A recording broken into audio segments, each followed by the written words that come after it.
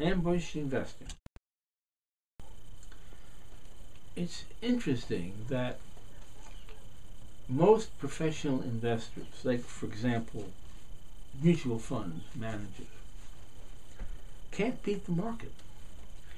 In fact, 2/3 of managers of mutual funds do less well than the market as a whole. And by the market as a whole, I mean the famous monkey who throws some darts at the Wall Street Journal's list of stocks, or the S&P 500, the collation of the 500 largest companies listed on the stock exchanges. Most stock pickers who earn a living picking stocks don't do as well as random selection of the market as a whole. And in fact, there's a substantial number that do significantly less well.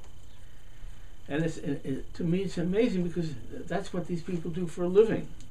And presumably they're up all night trying to figure out ways to improve their performance or improve their investors' performance, the people who are entrusting their money to them. And there are all kinds of reasons why we don't have time to go through all of them. But first and foremost, I suspect that most of these folks just aren't very bright.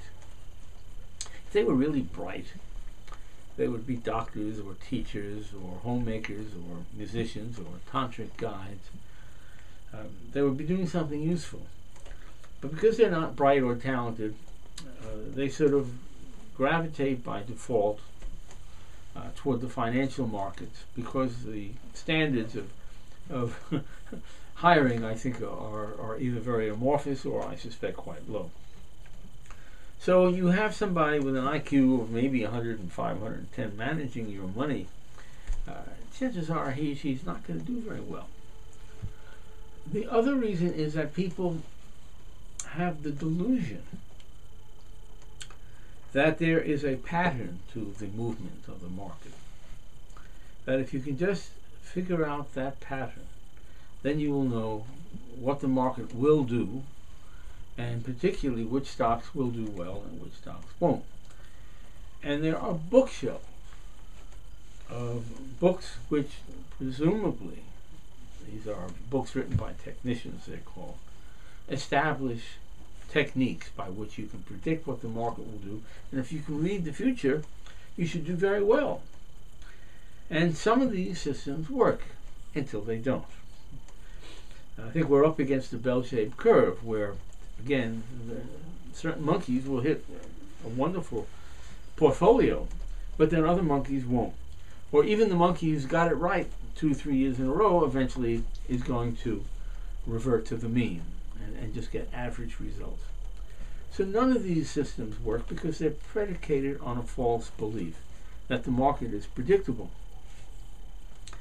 Probably the wealthiest man in America at the turn of the 20th century, 1905, 1906, was asked by one of his novitiates, J.P. Morgan. Mr. Morgan, he was asked, what will the market do? And J.P. said what I believe to be a foundation for modern investing. J.P. said, the market will fluctuate. We can't know in which way it will fluctuate. We'll know it will go up sometimes and it will go down sometimes. We don't know which is going to happen next week or next year. But at least it will fluctuate, which is a good thing because if markets didn't fluctuate, none of us could make any money. You make money on the market going up or down, and you're having made certain choices that enable that fluctuation to be profitable. In my monograph, Ambush Investing, we talk about those things which you can know, those things which are knowable, and those things which you can control. And if you play those levers with some skill, you can beat the market.